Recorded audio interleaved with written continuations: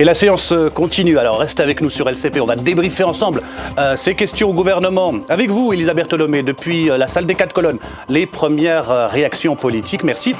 Et à tout à l'heure. Et puis c'est une tradition dans cette émission, un débat, un face-à-face entre deux députés, entre deux porte-paroles. Aujourd'hui, pour l'UMP, Isabelle Le Callennec, députée d'Ille-et-Vilaine, sera face à Olivier Faure, le socialiste Olivier Faure, député de Seine-et-Marne. Vous pouvez leur poser des questions, ça se passe sur Internet, sur Twitter, via le hashtag QAG pour questions au gouvernement. Bienvenue dans la séance continue.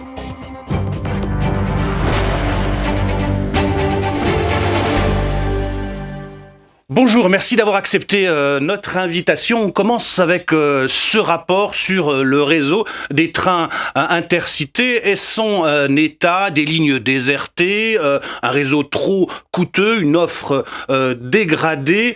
Écoutez les explications du secrétaire d'État chargé des Transports et on réagit juste après. Ces trains dont l'État est l'autorité organisatrice, c'est pour l'année 2014 400 millions de déficit. Un déficit provisionnel de autour de 500 millions dans les années 2020.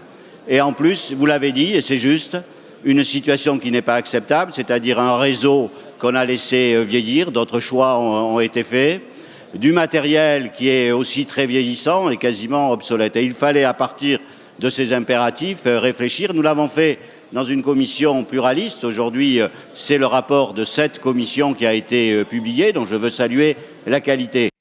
Voilà pour les explications d'Alain Vidalis. J'ai envie de vous demander, première question toute simple, est-ce qu'il faut supprimer ces liaisons intercités, Olivier Faure ? Mais personne ne parle de supprimer, pas plus moi que Philippe Duron. Il dit simplement qu'il faut regarder quel est l'état du réseau, ça a été rappelé, un réseau qui est très dégradé, suite à des choix qui ont été faits pendant plusieurs décennies et portés à leur paroxysme dans le quinquennat précédent avec la construction de 4 LGV en même temps, donc le choix du tout TGV. Et puis, l'abandon des trains intercités et des trains régionaux ou les RER pour l'Île-de-France. Et donc, il faut inverser les priorités et revenir sur les trains du quotidien et en même temps, regarder quelle est la fréquentation de ces trains intercités. Et puis, il y a aussi, tout simplement, après, le bon sens. Quand vous avez sur le Bordeaux-Lyon 6h30 de train et que vous avez 1 heure en avion, que le train vous coûte 140 € à vous, 240 € à l'État, alors qu'il vous en coûte simplement 50 € pour EasyJet, sans faire de publicité, et 0 € pour l'État. Et tout ça avec 6h30 contre 1h30, contre 1 heure. Et si j'allais plus loin, je dirais même qu'en voiture, avec Blablacar, vous avez à 35 € la possibilité de faire ce trajet-là pour 5h30. Donc, on voit bien que parfois, l'offre réseau ferré n'est pas la bonne et qu'il faut s'adapter et ne pas gaspiller l'argent public, parce que des trains vides, c'est de l'argent public qu'on gaspille. Est-ce que vous comprenez la colère, Isabelle Le Callennec aussi, pour répondre, des usagers, des élus locaux qui ne veulent pas qu'on supprime leur ligne, quoi ? Écoutez, cela concerne a priori une centaine de milliers de personnes, donc ils sont fondés en effet à se trouver inquiétés. Moi, je ne fais pas de procès à l'intention a priori. Philippe Duron vient de rendre son rapport. C'est une base à partir de laquelle, en effet, le débat doit s'ouvrir. J'entends en effet que les grandes associations, notamment régionales, ou bien les associations des villes moyennes... Ça remonte jusqu'à vous ? A priori, oui, bien sûr, c'est remonté jusqu'à moi, je suis concernée aussi en Bretagne, sont a priori inquiètes sur un certain nombre de recommandations qui sont faites dans ce rapport. Le ministre des Transports vient de le dire, il faudra discuter, analyser, regarder territoire par territoire les conséquences et les impacts de fermeture de lignes. Nous, ce qui nous semblerait intéressant, c'est en effet de pouvoir favoriser la concurrence pour en effet faire baisser les prix et parce que le pouvoir d'achat des Français reste une préoccupation majeure. Les transports, l'emploi, le logement, c'est un triptyque sur lequel il faut absolument travailler. Le coût de ces mesures-là doit également être pris en cause. Ce qui nous inquiète, c'est le décalage qu'il peut y avoir entre le discours qui tente à dire « on ne vous oublie pas, vous, les territoires ruraux éloignés des grands centres de décision » et en même temps, on prend des mesures qui risquent en effet de vous éloigner de ces prises de décision. Donc encore une fois, c'est un rapport. Il doit donner lieu à des discussions entre ceux qui sont directement concernés. J'espère qu'il n'y aura pas, comme à l'accoutumée ces dernières semaines, du passage en force sur un sujet aussi important. Et vous, Olivier Faure, vous répondez quoi à la colère des élus locaux, des usagers ? D'abord, j'apprécie l'état d'esprit d'Isabelle Le Callennec, parce que d'abord c'est un rapport, donc si on peut même plus dire des choses sans d'un seul coup créer une éruption volcanique, ça sert à rien de faire de la politique.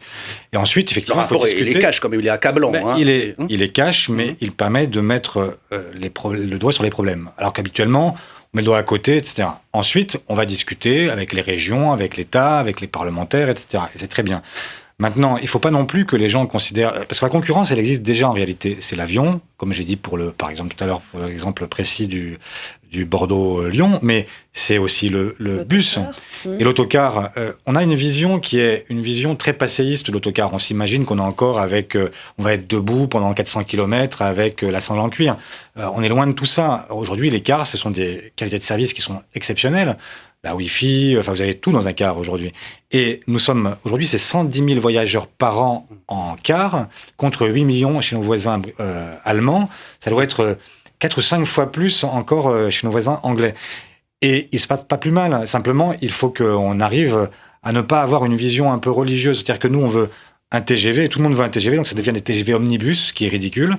Après, si vous n'avez pas le TGV, vous voulez le train. Si vous n'avez pas le train, vous voulez le tramway. Si vous n'avez pas le tramway, vous voulez un bus en site propre. Et puis, si vous n'avez vraiment rien, alors là, vous prenez le bus. Non, il faut regarder les choses de manière plus objective et se dire qu'il y a deux façons différentes de circuler. Priorité au direct, Olivier Faure. Avec vous, Elisa Bertholomé, depuis la salle des 4 colonnes. Vous êtes aux côtés du député auteur de ce rapport, Philippe Duron. Oui, Philippe Duron. Alors, ce qu'on a vu dans votre rapport, ce qui ressort en tout cas, c'est sur les lignes intercités. Vous préconisez, pour faire des économies, d'en supprimer certaines en tout cas. Alors, vous n'avez pas bien lu le rapport, vous ne l'avez pas tout lu. Parce que la première préconisation qu'on fait, c'est de moderniser les intercités pour en assurer la pérennité. Moderniser les intercités, c'est quoi ? C'est d'abord changer le matériel qui est en fin de vie, qui a 40 ans d'existence et qui, d'ici 3 à 4 ans, devra être retiré des circulations. Donc, première chose, investir. Deuxième chose, il faut redéfinir ce que sont les intercités, parce qu'on y met tout et n'importe quoi. C'est l'auberge espagnole entre les TGV et les trains d'équilibre du territoire. On y trouve des trains de nuit, des trains de jour, on y trouve des trains de grande périphérie, des grands trains de banlieue, on y trouve des longues radiales, on y trouve des restes de trains qui n'existent plus qu'une fois par semaine. On ne sait pas très bien pourquoi. Donc il faut repositionner l'offre pour renforcer là où on a une demande importante de clients, d'usagers. Il faut également, là où les nombres de passagers de bout en bout a baissé, on voit bien qu'il ne s'agit plus vraiment d'un train intercité, c'est-à-dire un train de longue distance entre des grandes villes ou des villes moyennes, mais ici plutôt du TER, du train équilibre régional. Il faut donc qu'il y ait une discussion avec les régions pour leur confier la reprise du trafic. Et puis, dernière chose, il y a des endroits où malheureusement le train n'est plus le moyen le plus pertinent de se déplacer. Quand vous faites Bordeaux-Lyon en 8 heures, à côté vous prenez l'avion. En tout cas, ce rapport a la particularité de susciter des oppositions tant à gauche avec les écologistes qu'à droite. Alors les écologistes, notamment, on entendait Cécile Duflot dans l'hémicycle, critiquaient son non-sens écologique avec l'idée de mettre en place des liaisons d'autocars, de bus à la place des trains. Bon, tout d'abord, comme l'a dit le ministre, on avait un sénateur écologiste dans la commission, Jean-Vincent Placé, qui a signé le rapport. Mais pour aller plus loin et pour être plus sérieux dans la réponse à Cécile Duflot, lorsque on fait rouler un train thermique à moteur diesel pour 15-20 personnes, c'est infiniment plus polluant. Il y a une empreinte écologique beaucoup plus forte que si on met en place un train TET, un train Euro 6, c'est-à-dire un train qui fait très peu de rejets, qui est un bus qui est très propre, un car qui est très propre. Et je pense que là, il faut regarder au cas par cas. Il y a des solutions où le train s'impose, il y a des solutions où il ne s'impose plus. Et il faut cependant garantir à tous les habitants de ces territoires une offre de transport moderne, confortable, efficace. Merci Philippe Duron pour vos précisions sur votre rapport. Merci Elisa, merci à votre invité. J'ai envie de vous poser cette question toute simple. Est-ce que le gouvernement n'a pas une solution ? Les autocars. C'est pas une solution, il faut, comme vient de le dire Philippe Duron, faire en sorte qu'aucun territoire ne soit enclavé et que tout le monde puisse avoir accès à la mobilité. Mais la solution, ça peut être parfois le TGV, parfois le train, toutes les formes existent. Simplement, ne nous battons pas parfois pour maintenir des lignes qui n'ont plus de sens. En revanche, battons-nous, c'est vrai, on parle de train de nuit par exemple, le Paris-Briançon, il faut le maintenir, par exemple, même si c'est un train de nuit qui n'est pas forcément toujours très fréquenté. Pourquoi ? Parce qu'en hiver, quand en montagne ça neige, ça glace, etc., l'avion, le bus, la voiture, c'est compliqué. Donc, voilà, il faut essayer d'être pragmatique et par pitié ne pas en faire une guerre de religion, ce qui n'a aucun sens. Il faut être soucieux d'offrir une solution de mobilité à chacun et faire aussi attention à ce que ça soit un coût qui ne soit pas rédhibitoire, parce que 600 millions par an en 2025, c'est énorme. 600 millions par an, pas une fois comme ça, 600 millions par an. Pas en faire une guerre de religion, Isabelle? Non, je pense qu'il faut trouver le juste mix. Par contre, on sent bien l'intention quand même du gouvernement, qui est de rejeter la responsabilité du transport vers les collectivités locales et singulièrement les régions. Et vous savez qu'on va avoir un vrai débat, puisque la loi NOTRe va revenir en deuxième lecture à l'Assemblée nationale. Aujourd'hui, le transport interurbain est pris en charge, par exemple, par les départements. Demain, la question est posée de savoir si c'est pas les régions qui vont en prendre la compétence.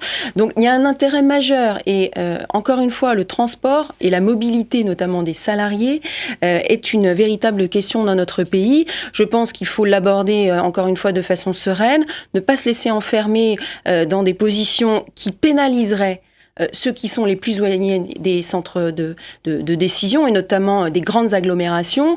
Moi, je pars du principe, et ça a été notre réussite en Bretagne, qu'il ne faut pas des grandes des grandes conurbations, merci, et le désert autour. Or, si on veut un maillage de petites villes, de villes moyennes, il faut en effet assurer les transports. Donc tout est sur la table, enfin tout devrait être sur la table. J'espère que les conclusions ne sont pas prises à l'avance et qu'en effet, il y aura un véritable débat avec tous ceux que ça concerne, puisque, encore une fois, c'est 100 000 personnes qui aujourd'hui sont concernées et qui sont inquiètes des décisions qui pourraient être prises si elles ne vont pas dans le sens de la meilleure mobilité et du bon service, à un coût bien évidemment acceptable. Allez, on passe à la loi sur le dialogue social, une loi qui sera examinée tout à l'heure à l'Assemblée nationale, avec le compte pénibilité. Vous savez, ce compte qui permet à un salarié qui a un métier jugé trop pénible de prendre sa retraite un peu plus tôt ou de faire moins d'heures de travail tout en gardant le même salaire. Un compte pénibilité moins pénible pour les patrons, avec une simplification annoncée par le Premier ministre. On écoute et on réagit juste après. 2 évolutions majeures seront retenues. Afin de leur éviter une mesure individuelle de la pénibilité, les entreprises s'appuieront, c'est votre proposition, sur des référentiels de branche pour identifier les salariés rentrant dans les critères. Ce ne seront plus les employeurs qui vont établir les fiches individuelles des expositions, mais les caisses de retraite qui le feront et les transmettront aux salariés, qui seront ainsi pleinement informés de leurs droits. Pour dire simplement les choses, la fiche individuelle d'entreprise est ainsi supprimée. Nous laissons aux branches 1 an, jusqu'en juillet 2016, pour établir ces référentiels que les entreprises n'auront qu'à suivre. Voilà, pour le compte pénibilité, le patronat avait dénoncé une usine à gaz. Le gouvernement répond au MEDEF, Olivier Faure? Il répond à tous ceux qui s'inquiétaient parfois. Il y a 4 critères d'abord de pénibilité qui sont déjà en vigueur. Puis il y en avait 6 qui avaient été repoussés parce qu'il y avait effectivement une fiche individuelle où il fallait renseigner un certain nombre de cases. Et donc, s'il avait fallu le faire mois après mois, ça supposait effectivement beaucoup de complexité. Et donc, là, ce qui est dit, c'est que, et c'était bien d'entendre ce que demandaient les chefs d'entreprise, ce qui est dit, c'est qu'on simplifie. Qu'est-ce que ça veut dire, quoi? Ça veut dire que désormais, si vous êtes dans un métier réputé pénible, je sais pas moi, vous êtes sur un chantier et vous êtes maçon, et ben on considérera dans votre branche professionnelle que le maçon, il est réputé avoir porté X tonnes de charges lourdes par mois, et donc c'est un profil type qui est établi pour l'ensemble de la profession et qui est applicable aux salariés. Ça veut dire que vous n'avez plus ces fiches fastidieuses à remplir, et malgré tout, on reconnaît la pénibilité du salarié, parce que c'est vrai que c'est pas la même chose d'être en col blanc ou en col bleu, comme vous et moi, et puis être toute la journée à pousser des chariots, à soulever des charges lourdes, exposer à des matières dangereuses, travailler de nuit, etc. Donc c'était logique de faire ce compte pénibilité, et c'était logique aussi de le simplifier. Cette simplification, elle vous sied? Ça fait des mois et des mois qu'on entend parler de simplification. Moi, je me souviens, j'étais dans l'hémicycle quand, dans la loi sur les retraites, en effet, on a voté pour la mise en place de ce compte pénibilité qui existait déjà à la faveur d'une loi précédente dans les entreprises de plus de 300 salariés. Et on voit bien, au fur et à mesure des mois, que ce qu'on avait dit dans l'hémicycle au moment où la création de ce compte avait été présentée, que c'est inapplicable sur le terrain. Ça fait des mois qu'on se fait le relais des entreprises, notamment des petites entreprises, pour dire que c'est inapplicable. Alors il y a eu d'abord la nomination d'un médiateur, après d'un deuxième médiateur, comme vous dites, il y a eu recul sur les propositions qui avaient été faites dans un premier temps, en disant on va d'abord en appliquer 4 d'entre elles, puis les 6 autres. Et ça ne marche toujours pas. Il y a toujours une difficulté majeure. Et ce qu'on ne dit jamais, parce qu'on ne parle que des critères, c'est que les entreprises vont cotiser. Toutes les entreprises vont cotiser pour ce compte pénibilité et celles qui ont à l'intérieur de leur entreprise des salariés exposés vont cotiser encore plus. Donc c'est un coût pour les entreprises. Donc il faut se mettre à la place des entreprises. Moi, j'aime pas parler de pénibilité. J'aime parler de l'amélioration des conditions de travail. Parce qu'en plus, quand vous abordez cette question par la pénibilité, ça veut dire qu'il y a tout un champ de métiers que plus personne ne voudra jamais faire. Imaginez un jeune à qui on propose un travail dans le bâtiment ou dans l'industrie. Si on commence par lui dire « Bonjour monsieur, bienvenue dans notre entreprise », on commence par remplir le compte pénibilité. Comment pensez-vous que demain, on va continuer à attirer les salariés dans les entreprises industrielles ou en particulier du bâtiment, puisque ce sont celles-là qui, en général, sont citées, si on commence par leur dire « vous allez exercer un métier pénible ». Les entreprises font d'énormes efforts pour améliorer les conditions de travail. Et là, on leur met, une fois de plus, un coup fatal, j'ai envie de dire, en disant « cotisez, vous exercez des métiers pénibles », sans compter que c'est extrêmement difficile en effet à mesurer. Et là, le Premier ministre s'en rend enfin compte, mais après des mois et des mois que remplir la fiche individuelle, c'est impossible. J'étais la semaine dernière dans une entreprise d'agroalimentaire de ma circonscription, on en a parlé, c'est juste impossible. Ça fait des mois qu'on le dit. Ça fait des mois. Il faut que ce soit le Premier ministre qui revienne sur les propos du ministre du Travail qui, devant la CAPEB, le 9 avril dernier, a reconnu que c'était inapplicable. Mais non, mais la preuve, c'est qu'il y a eu un médiateur qui a été nommé dans la foulée parce que tout le monde a compris que c'était extrêmement difficile, notamment pour les TPE et les PME. Bon, après, sur la question de la pénibilité, est-ce que c'est une mauvaise façon d'aborder la question sous l'angle de la pénibilité ? Vous pouvez se lever cet angle-là et cette question-là, elle est intéressante. Mais moi, je crois qu'aujourd'hui, si ces métiers-là n'attirent plus, c'est aussi parce que ça donne le sentiment qu'on rentre dans une impasse. Si vous dites à un jeune, je sais que ce métier est pénible, parce que vous n'imaginez pas qu'un jeune aujourd'hui ne sache pas que d'être sur un chantier toute la journée, c'est pas un travail simple. Donc ils savent que c'est un métier pénible. Mais si on lui dit, tu seras reconnu dans ta pénibilité, c'est-à-dire que tu pourras partir plus tôt à la retraite, alors que on voit bien que ceux qui aujourd'hui sont en fin de carrière sont complètement brisés. Ou mieux encore, parce que c'est ça la réforme sur des retraites, c'était de dire que on accumule des points au fur et à mesure de sa carrière quand on a un travail pénible qui permettent en cours de parcours de se reformer et de changer éventuellement d'orientation. Et donc ce sont ces conditions-là qui font que demain on pourra rendre plus attractifs des métiers qui ne peuvent pas être envisagés pour une vie entière. Quand on a l'âge de la retraite qui recule au fur et à mesure et qu'on dit aux gens devenez rentrez dans les frigos à Rungis et subissez les amplitudes thermiques de 50 degrés dans la journée, rentrez sur les chantiers, faites du travail de nuit, faites du travail posté, tous ces gens-là et tous les jeunes qui nous regardent se disent mais ils sont fous, je vais faire ça pendant 42, 43 ans et puis après demain plus encore. Non, donc la seule façon d'arriver à convaincre que ces métiers-là sont des métiers qui sont accessibles, c'est de dire en cours de parcours, vous pourrez modifier votre orientation et changer de métier. Je ne crois pas qu'on puisse parler comme ça aux jeunes. Il y a 25% de jeunes au chômage dans notre pays. Je crois que les jeunes, ils cherchent pas et ils se soucient pas de leur retraite, ils veulent du travail.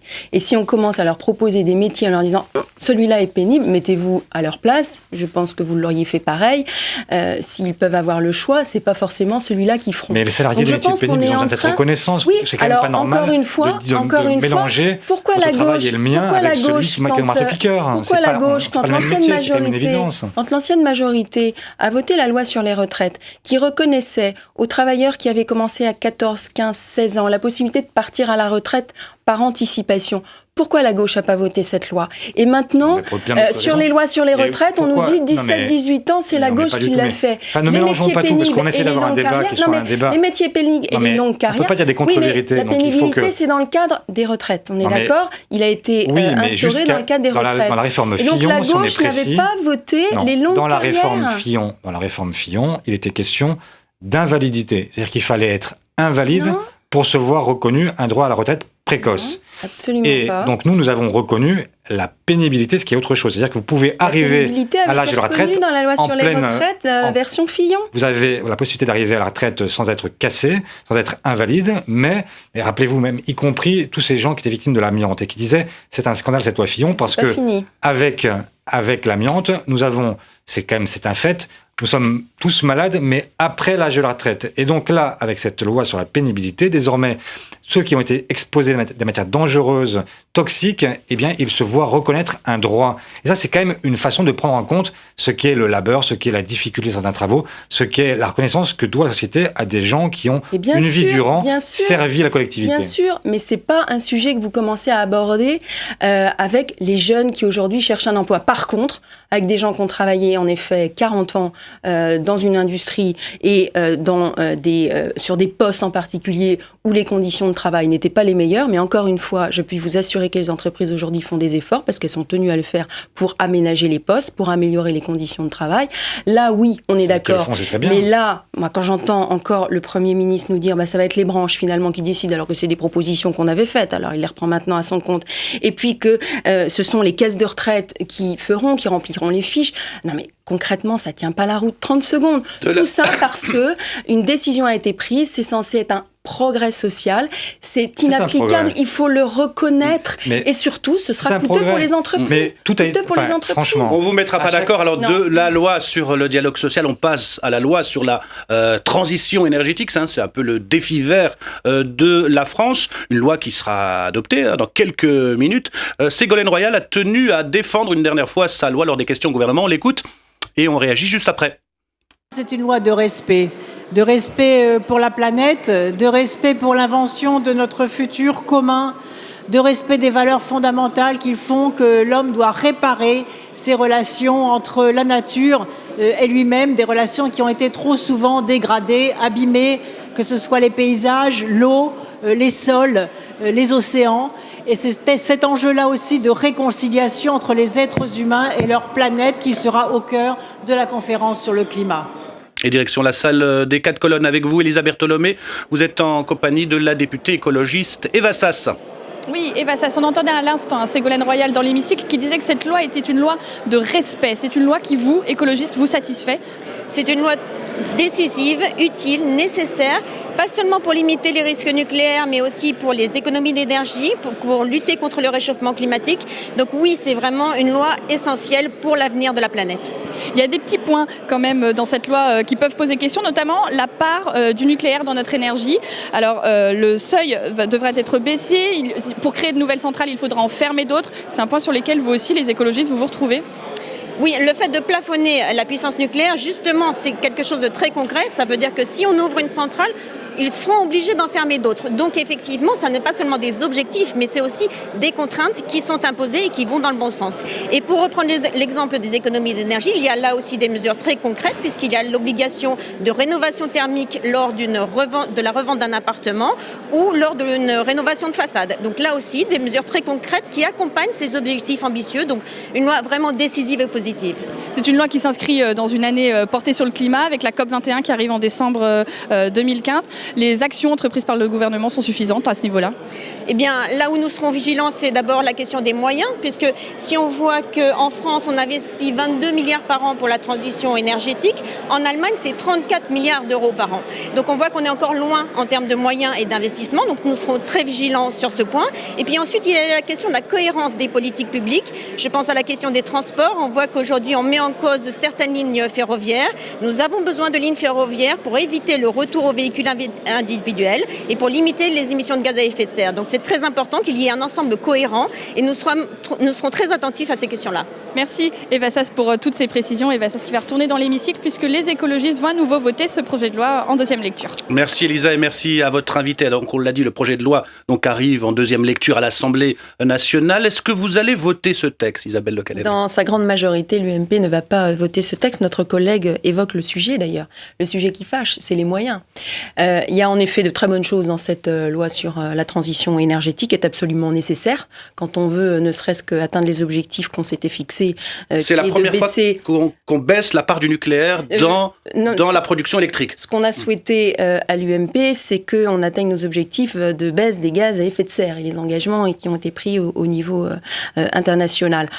Oui, vous avez raison, dans cette loi, clairement, il y a une baisse de la part du nucléaire dans la production d'électricité. Et c'est en cela que l'UMP dit attention, danger. La filière nucléaire en France est une filière qui s'exporte, qui crée de l'emploi. Et encore une fois, si on met à mal cette filière, aujourd'hui, je crois que c'est 125 000 emplois directs.